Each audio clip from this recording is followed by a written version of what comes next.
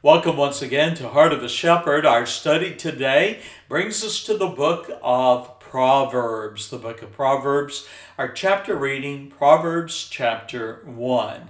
Now, I've titled this devotional A Preamble to the book of Proverbs. And so we're not going to study the entirety of Proverbs chapter 1. My focus is going to be on Proverbs chapter 1, verses 1 through 6, which I've already described as a preamble. So exactly what is a preamble? Well, it is a brief introductory statement at the beginning of a book or a document.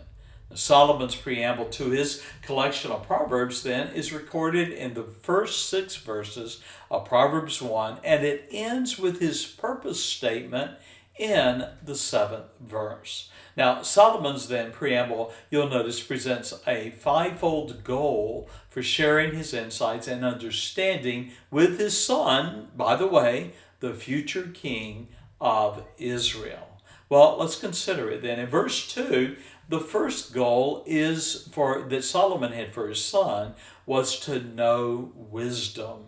What is wisdom? It's more than just knowledge.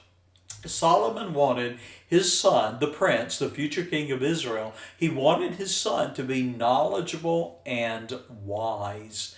Now, wisdom involves the skillful use of knowledge. Now, as we'll see in our brief study of Proverbs in the days that are ahead, a person can be very intelligent but still be foolish and lack wisdom.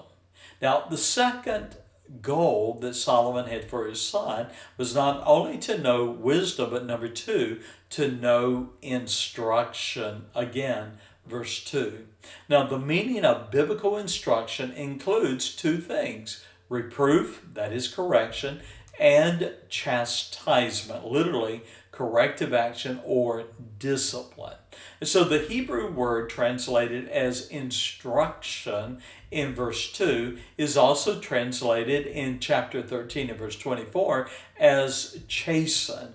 Well, in Proverbs 13:24, we read, "He that spareth his rod hateth his son, but he that loveth him chasteneth him betimes." Literally, to instruct. And so, by application, the main reason for a parent to chasten, discipline a child is to instruct them, not to punish them.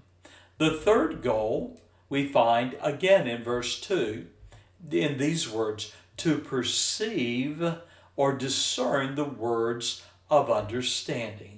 Now, a suitable way to apply this goal is by sharing what I often call common sense. By the way, a rare quality in today's world. Well, the fourth goal, to receive the instruction of wisdom, or to receive or to accept. Now, wisdom here, this instruction of wisdom, is disciplined instruction. Notice the word justice. That is the ability to discern between right and wrong. And then thirdly, judgment and equity. The word equity is the word integrity. Now, to be a king was to be a judge. And so it was needful and necessary for Solomon's son to be trained to be just and equitable, or have integrity and determine what is right and fair. And so to gain wisdom, then, one must have a righteous attitude toward discipline and instruction, verses 5 through 7. Now, sociologists and pragmatists might question who or what determines right or wrong. However, our Creator has weighed in on that debate with His own law and commandments. Romans 3, verse 20, for instance, says, "For by the law is the knowledge of sin." Now, Proverbs chapter 1 and verse 4, notice, highlights then Solomon's 5th goal in teaching his son Proverbs. And then number 5 then, verse 4, to give subtlety. Now, subtlety is the word for discernment. To give subtlety, discernment to the simple. Now, a simple man is a foolish or even a silly man. So to give subtlety to the simple.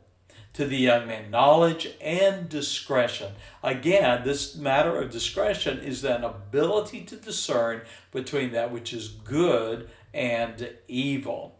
And so remember then, as you study the Proverbs, that the main purpose was to prepare the son, Solomon's son, to be king.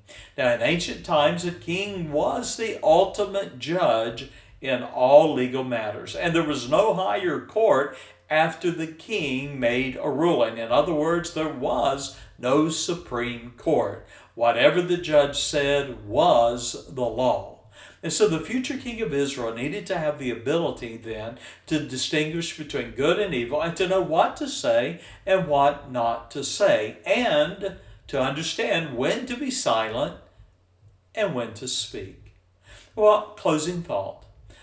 Verse 5. A wise man or woman, understand, will never stop listening or learning. But in verse 7, fools despise wisdom and instruction. So, I guess we should close with this question. Are you foolish or wise? A foolish man despises discipline, despises instruction, but a wise man never stops listening or learning. May you and I choose to be the wise one. God bless, and bye-bye.